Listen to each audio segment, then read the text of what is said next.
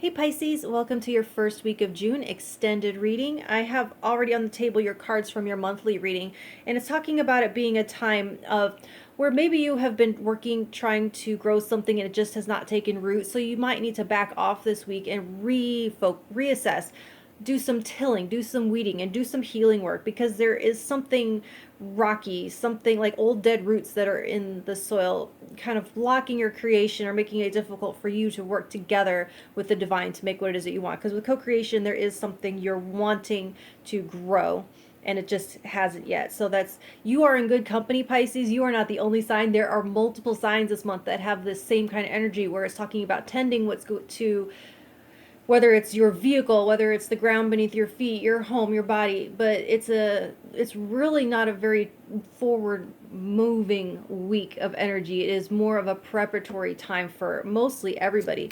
So now that the week is upon us, I'm going to pull some more cards to see what you need to know for the first week of June. It may be building on this. It may be a completely new message. We'll just have to see what comes out for Pisces in the first week of June. You have the Five of Swords in reverse, so it does feel a little bit like the Five of Swords reverse. That's my eating your broccoli. That's doing some things that might be a little bit uncomfortable in the moment, but they are going to serve you better in the long term. It's kind of like having to just hold your nose and get through this time. So when we're talking about weeding and pulling up roots and pulling up dead rocks, it is a dirty job, I'm feeling like. And Five of Swords, this is, it's your thoughts. So it can be a dirty job mentally.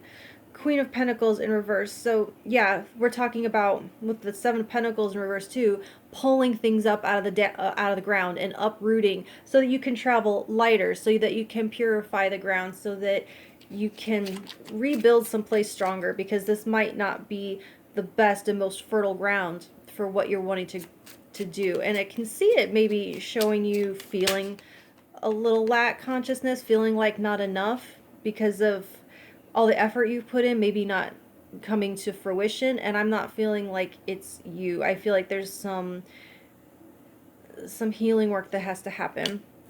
Ace of Cups. Yes, so this is emotional abundance. That might be what you're trying to grow right there, trying to grow love in your life in all of its forms.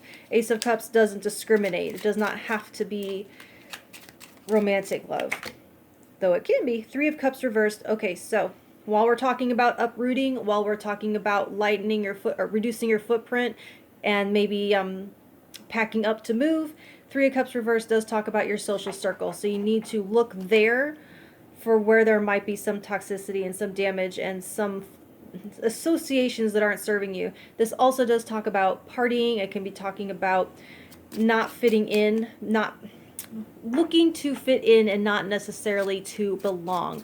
And where has that, maybe if you have been focused on that, focused on fitting in, not focused on belonging, that is not fertile ground for you to grow what it is you're trying to grow.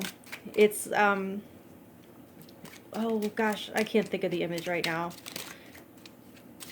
It's like an unsuccessful grafting type energy. It's it's taping a flower to the side of a tree instead of planting it where it can get roots. I hope I don't know if that's what I was going for, but that's what it came out. So you have the strength, and so this is going to be a controlled effort, not a bull in a china shop, just uprooting everything and tearing everything out, and it not scorched earth policy here. You are going to have a controlled strength and grace to the process, and it's going to be, like I said here, a little bit maybe distasteful in certain points, and so you are going to have